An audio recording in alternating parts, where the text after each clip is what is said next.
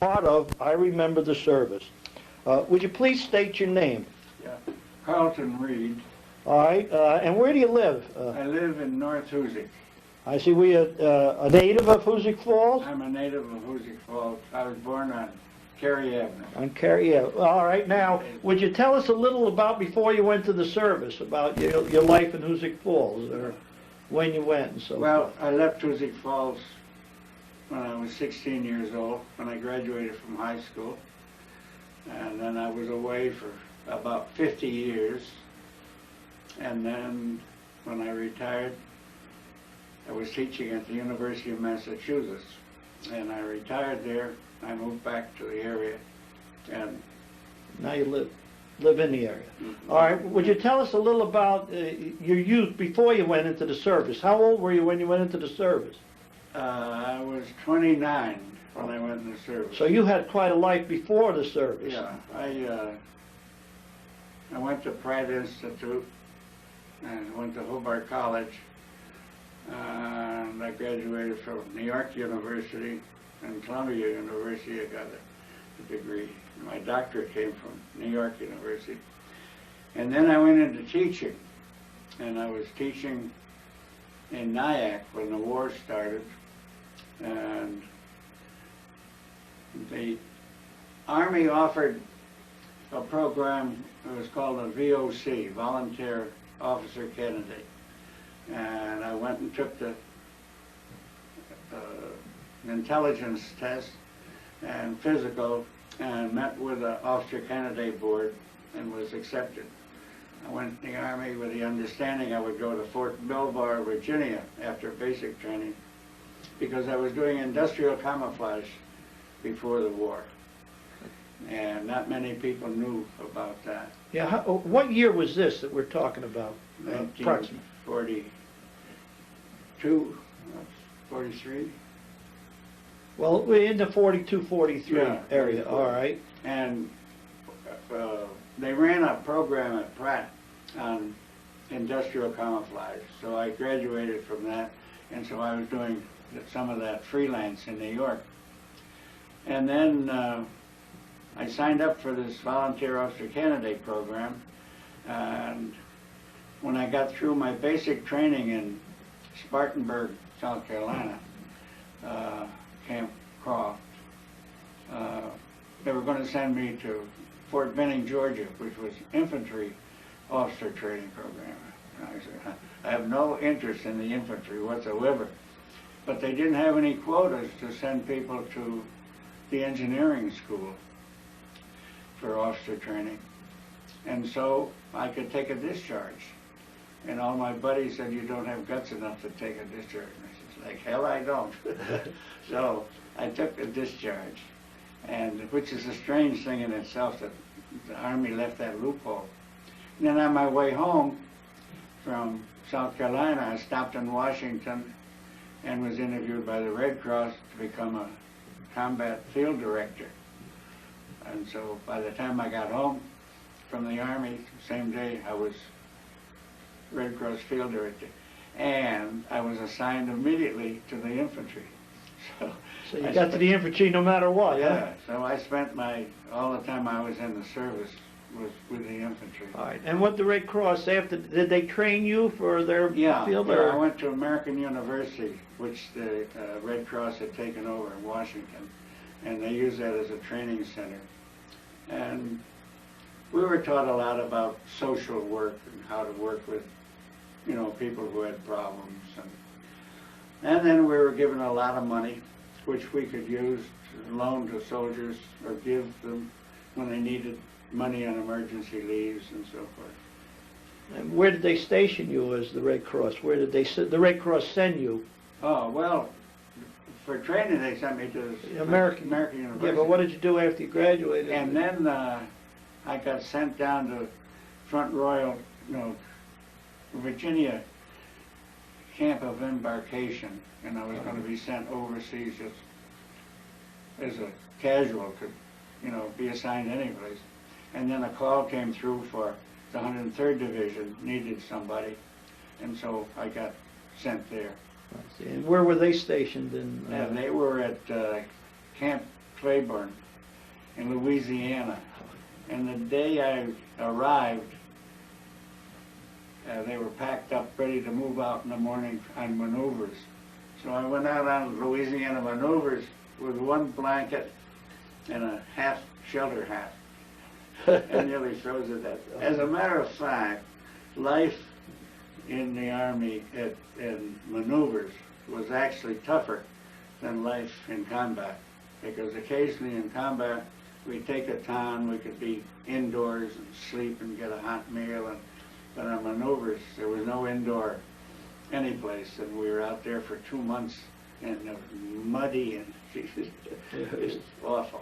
All right, so then you got through the maneuvers.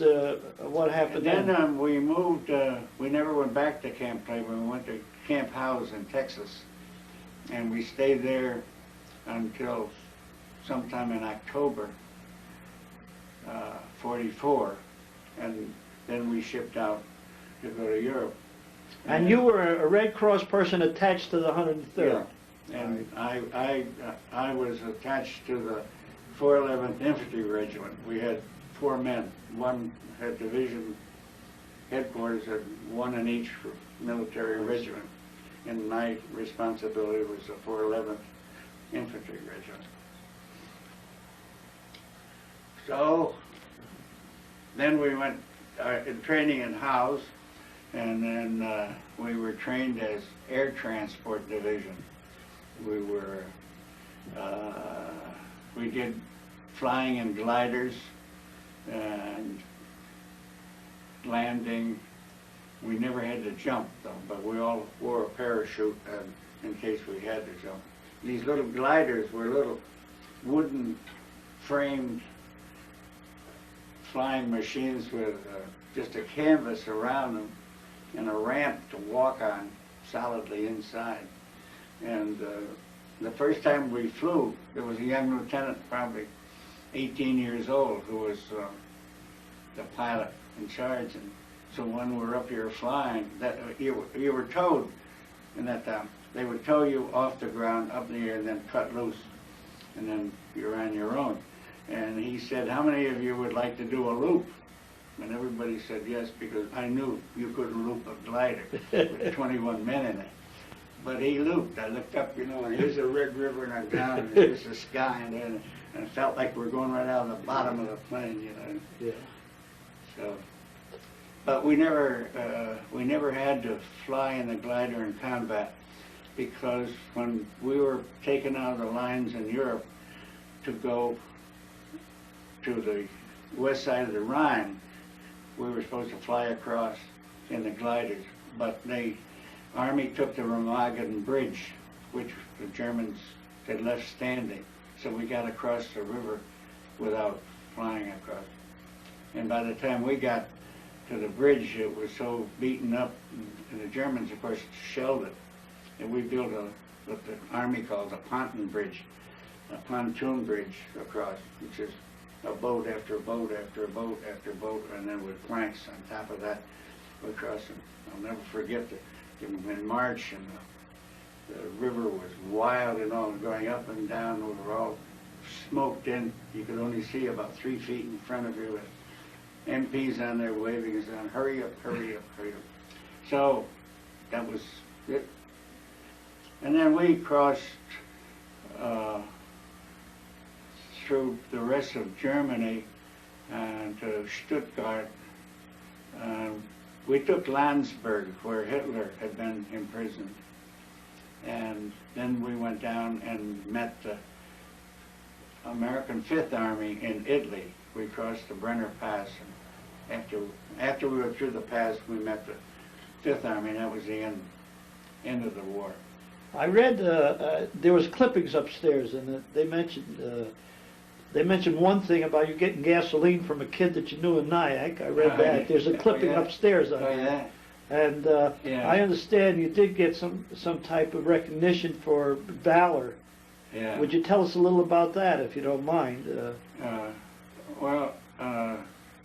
One night we were assigned to a raid, some elements of the 2nd Battalion, to go into the German lines there was an SS group had moved in, and we of course had them under observation all the time, and they were looking at us all the time. And so we were assigned to move in and to kill or capture every German in this little town called Rothbach, France. I still communicate with one of the men, German men who lived in the town, who was there at that time. Jean-Pierre Müller, his name is. Anyway, so I went with this group. It was a big raid. I mean, usually, you know, just a few troops went, but this was most of the 2nd Battalion went in. And as we were moving down into the town, the Germans started to shell us. And so a lot of people got hurt then. Some were killed and many were wounded. And I picked up a wounded man and brought him back out to an aid station. And then I went back and gave first aid to a lot of people who were badly hurt. And General McAuliffe, who was our general at that time, he was with the 101st Infantry, or 101st Division, Airborne Division, at Bastogne. And he's the one, when they asked him to surrender, they were completely surrounded by the Germans. When they asked him to surrender, he supposedly said nuts to them and didn't. And so as a result of his work there, he was given command of the 103rd Division. And so when he heard what I had done, then he ordered a Bronze Star to be given to me. That's great. And that's wonderful, yeah? no heroics in it. It was no, just you were doing what you were there for. What you did. And I read a while ago about doing some of these things, that we did them because of the adrenaline flowing, so that we did things that you couldn't ordinarily do. And I know this man was about 200 pounds he weighed, and I picked him up on my shoulders and carried him out. And I'm sure under ordinary circumstances I couldn't possibly do it. All right, so you said that you met up with the troops coming in from Italy, and that was the end of the war. Yeah. All right, what happened then when the war ended in your career? Well, we spread out then, just taking command of all the different villages and run it, you know, like an army of occupation. And then my mother had a stroke and was dying, and so I got to leave to come home. And she died a couple of days after I got home. And so I never went back. I went back to Washington to the Red Cross, and I got discharged from that. I see.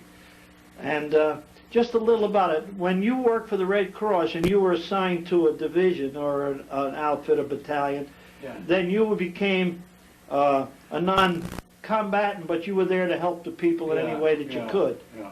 I see. Is that... And, so, I never should be involved in combat, but I was, because again, I was there and all my buddies were doing this, and so. I see. Okay, so now you're home, you're out of the Red Cross, and now what happened to you? Well, it's very interesting. I was in New York and still in uniform, and everything I had was packed away someplace. And I didn't know what to do. I just knew I wasn't going back to teaching in a high school. And I went to Taffanetti's restaurant.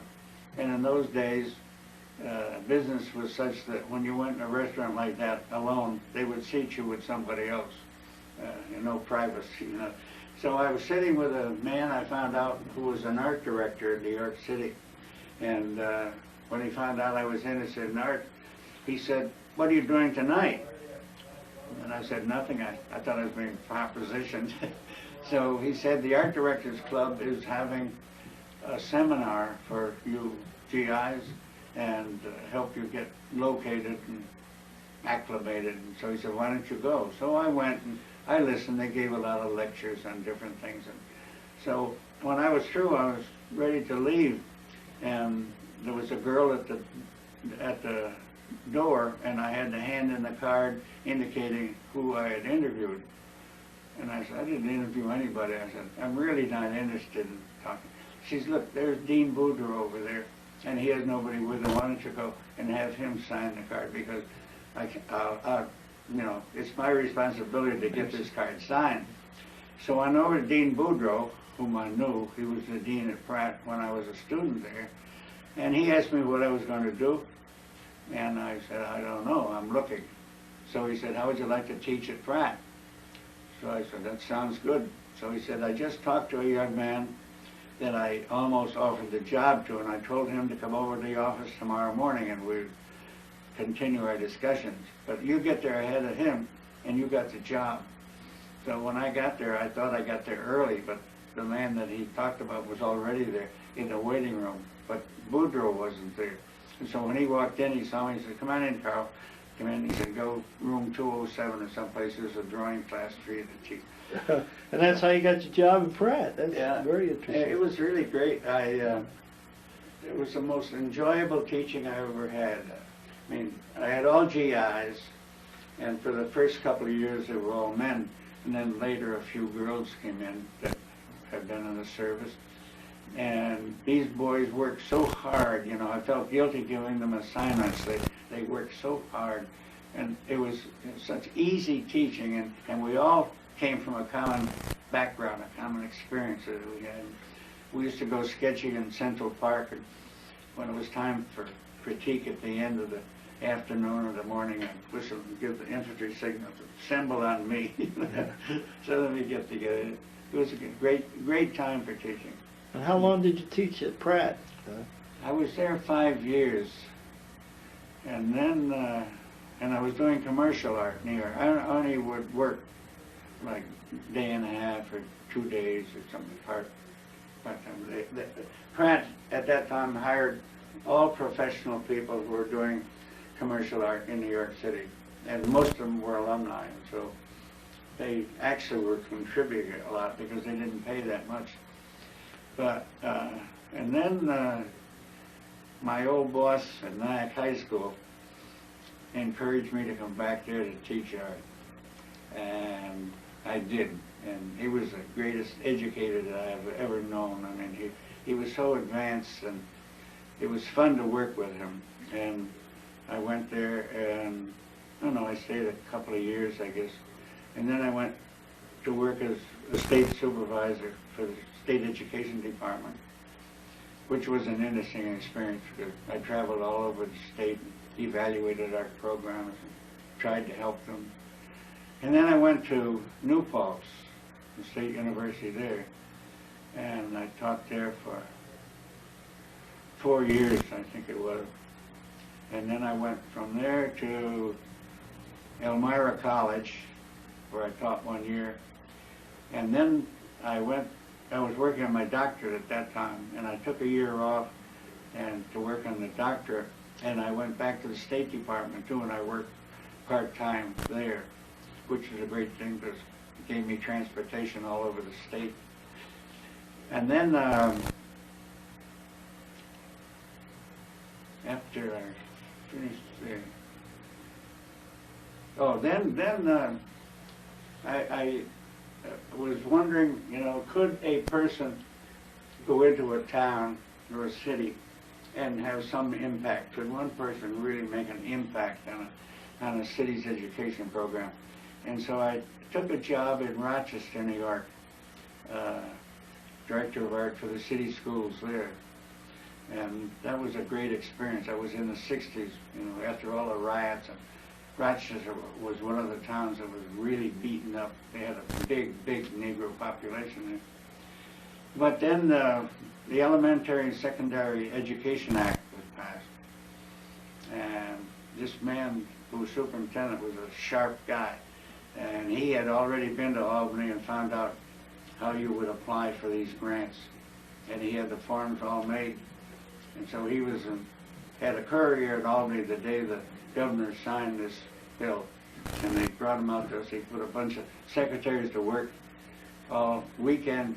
And next Monday morning, he had them on the governor's desk, so we were in business. But we'd already spent millions of dollars that we hoped we were going to get. And I don't know, somebody would have gone to jail, I guess, if we hadn't gotten these grants. Rochester's always been advanced in education. Yeah. But I got a great grant